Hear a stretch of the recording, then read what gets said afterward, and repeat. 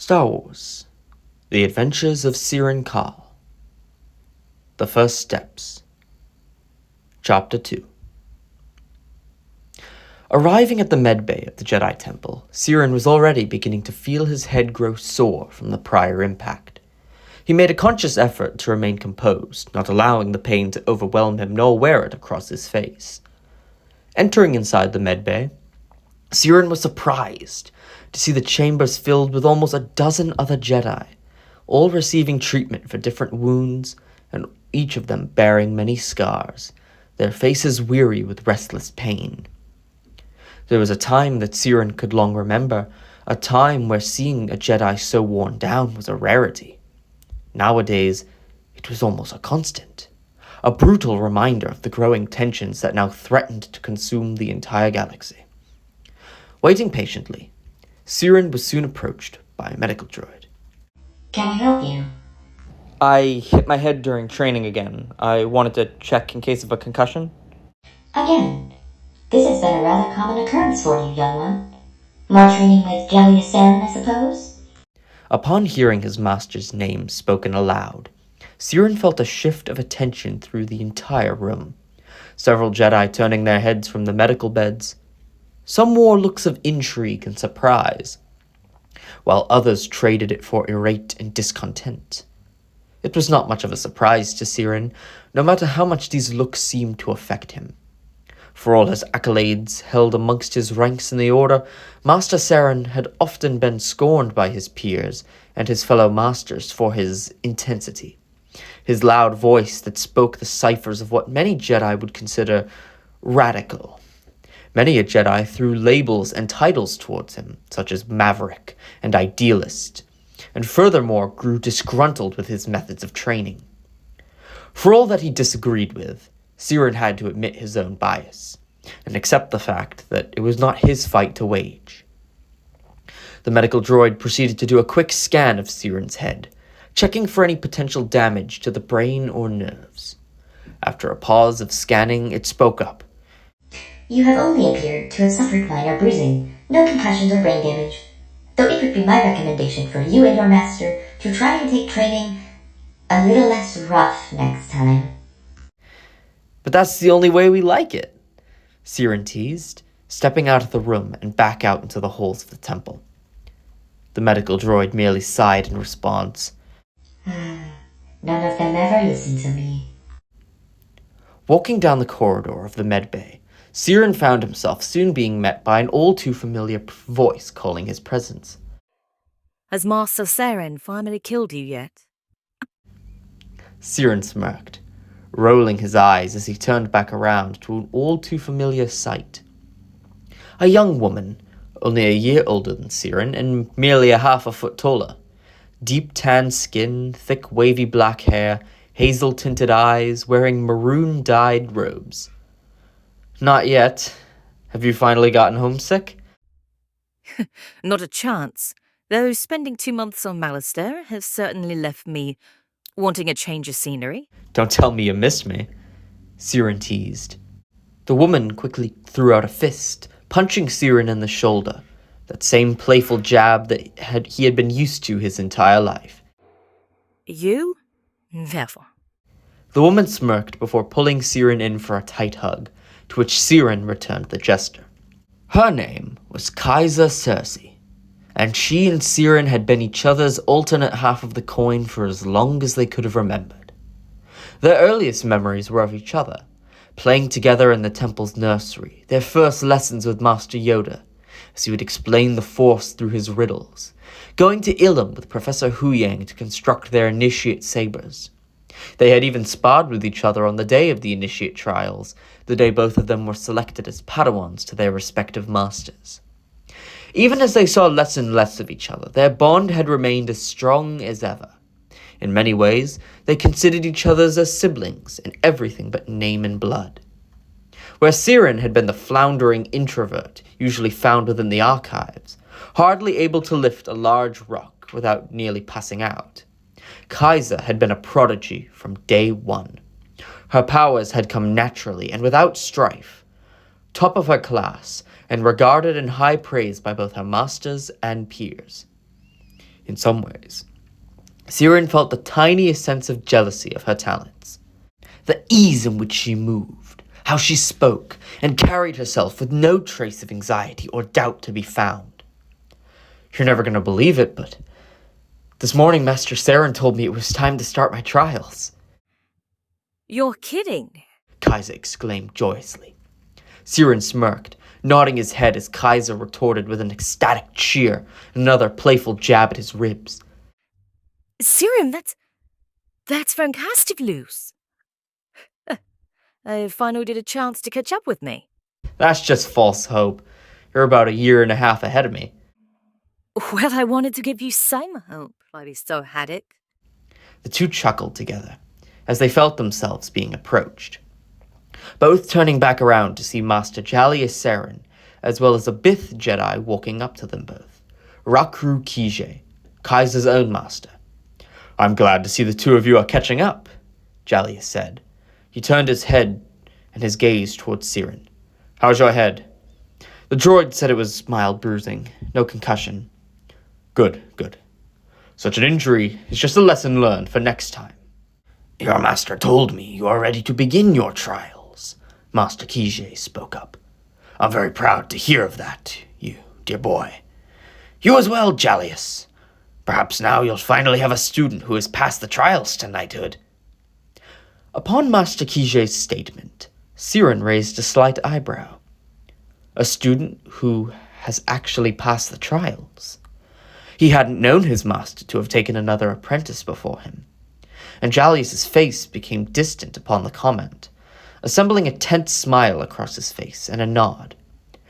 We came looking for you both because we have a new mission from the council.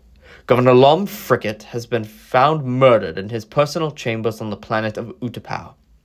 The citizens of Pau City have been left frightened, and their newly elected governor, Toril Blom, has requested Jedi presence to investigate the assassination. But Utapau is not part of the Republic. Perhaps not, but Governor Blom has requested our aid personally, and as keepers of the peace we cannot deny their request for help, regardless of where they may align. And with all the growing division in the galaxy as of late, it may be a chance to finally make Utapau an official ally. Both Serian and Kaiser nodded in agreement as Jallius returned the motion. Excellent. We'll meet at the ship in 1 hour. Landing Bay 94. An hour had come and passed, the length of time fluctuating between a dragging halt and a fleeting shadow. Serian felt himself overcome with a series of conflicting emotions, all boiling together into some strange sense of discomfort. It was a joy to get the chance to go on a mission with Kaiser again after so long. The two had always worked well together, though such missions off-world, away from the archives, were not necessarily in his preference. More than that, he was left thinking of Master Kije's comments. Who had his master taught before? What happened to them? Why had Serian never heard of them before? Arriving at Landing Bay 94, Serian and Kaiser quickly made their way onto the Consular-class cruiser awaiting them, where Master Serian and Kije were busy examining some files over a datapad. Once they were aboard, Master Serian made his way to the cockpit, confirming the launch to the pilots as the ship prepared its departure from the temple into the void of space before swiftly jumping to hyperspace. Aboard the ship, Serian sat in meditation, attempting to clear his mind of all intrusive thoughts and conflicting emotions that marinated inside of him. Kaiser sat next to him, overlooking the datapad herself as Master Serian entered the chambers. You know, Serian, since you are ready to begin your first trials, and young Cersei is already in the middle of hers, how about the two of you take the lead on this mission? Serian's eyes shot open, growing large with shock and disorient. You want us to lead? Indeed. You are both going to be Jedi Knights soon enough. One of the most important traits of one is to be a strong and courageous leader. Consider this mission your first lesson in it. But, Master, we're going to find and capture an active murderer on the loose. This seems too severe of a situation to be making into a lesson. What if I make the wrong call, or I let the murderer get away with more kills, and Serian felt himself growing self-conscious, his anxieties wrapping around him like a cold serpent that wrenched at his spirit, hissing venom of doubt into his very heart. What if my hindrances get in the way? What if I end up making things worse? To that, Jallius merely smirked, shrugging his shoulders. Well then, you better not fail. Serian felt a pit in his stomach grow, as Kaiser placed a hand on his shoulder, sensing his growing fears. We've got this, Serian. You're strong, they're wise, and besides, they'd be working together. Or are we stronger like that? Serian nodded glumly as Kaiser got up from her seat. If you'll excuse me, I'm going to go check in with my master. Jallius nodded as Kaiser exited the chambers and made her way to the cockpit, leaving master and apprentice to discuss matters on their own. I know you can do this, Serian. Part of this is also to help you overcome some of these anxieties you have built up inside. I felt them even this morning when we dueled. You were holding back. Part of being a Jedi is facing that fear head on, learning to overcome it. I can't stop until I know you understand. I know, Master. I'll try. I'll do my best. A long pause insinuated between the two before Serian finally spoke up. Master, when we were talking earlier at the temple about the mission, Master Kijé mentioned something about me being a Padawan who actually finished the trials? What did he mean by that? Jallius gave a longing sigh and lowered his head slightly, moving to take a seat next to his Padawan. Before I took you on as my apprentice, I had another student who was preparing to take the trials, such as you are now. Rele Norales was her name. She was a natural talent. Strong, smart, powerful, skilled in how to fight.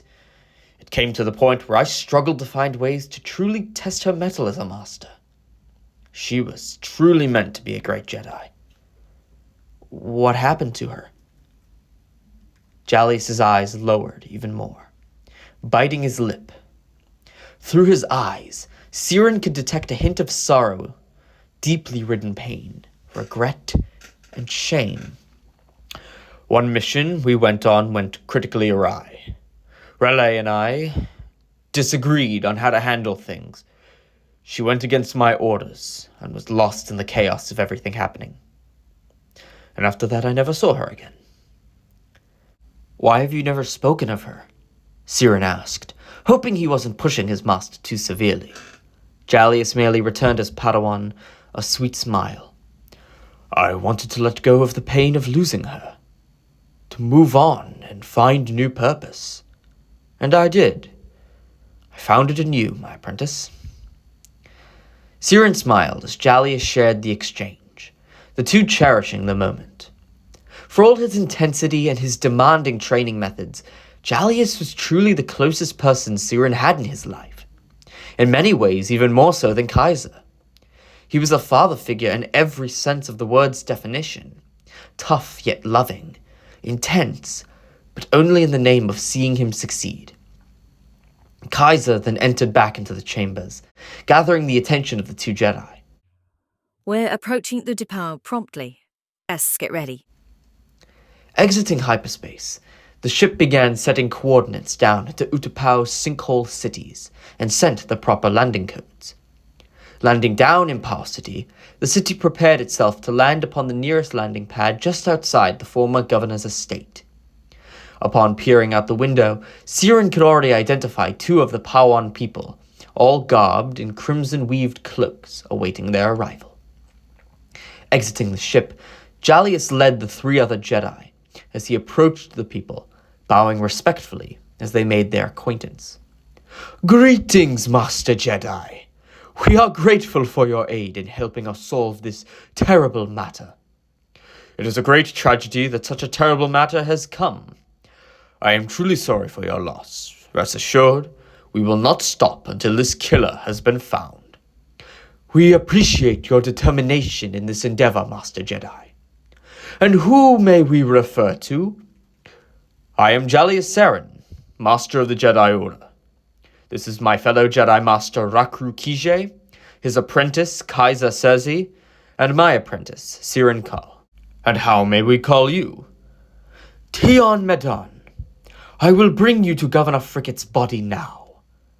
Tion then brought the 4 Jedi inside the former governor's chambers, presenting them the scene of the now deceased Lom Frickett. To say that the sight was a horrifying one was to hardly give it justice. Lom Frickett's body was sprawled out next to 13 different stab wounds ripping through his chest, leaking rivers of blood now beginning to stain into the floor. Pieces of gut and chipped bones spilling out, his eyes still open, staring blankly into the void of space. Do you have any security recordings of this? Unfortunately not. The attacker managed to destroy and disable all cameras, scanners, and even the governor's personal guard that had been stationed outside. It seems he did try to defend himself. To little avail, Tion pointed out, noticing the blaster pistol dropped on the ground and the charred remains of a bolt shot into the ceiling. Do you know why anyone would have wanted Governor Frickett dead? Kaiser asked. It's election season. Lom Frickett was already a controversial governor for a plethora of reasons, and many did not want to see him return to office. Considering his prior security, I would say that this was not just some angry voter lashing out. This was a planned attack. As Master Serian and Tion continued to discuss matters, Serian's eye caught wind of something. A broken holo projector that had seemed to have been knocked over during the attack. Picking it up, he fiddled with the device for a short time, before finally getting it to turn on. The image was blurry, and it continued to cut out over and over again. The voice choppy, though the device did manage to release a coherent sentence. I will go and ensure Zahol is in his place tomorrow. Zahol in his place tomorrow. Is that Zahol? Who is Zahol? Serian asked, turning to face Tion and the other Jedi as they did the same. Khan Jahol is a pig of slime, a kingpin of a syndicate that lurks in our city's lower levels. From the look on his face, Serian could see the winks of frustration and hatred upon Tion's face as he spoke. You have an active syndicate of crime in your city. Why had Governor Frickett not dealt with this? He had no power to. Khan Zahol's syndicate is fully armed and weaponized. If our militia made any move against him, he could strike back and commit a genocide of our people. He lives in our lower levels out of fear, keeping under the radar of other factions or enemies out to get him. At the start of his term as governor, Frickett decided to make a term of peace with Zahol. As long as we didn't affect him or his operations, he would not touch us. And I'm sure this was a decision that made a lot of people angry. Tion simply nodded. Oh, it did. Perhaps it's possible that Zahol ended up not liking the terms of this arrangement and planned an assassination.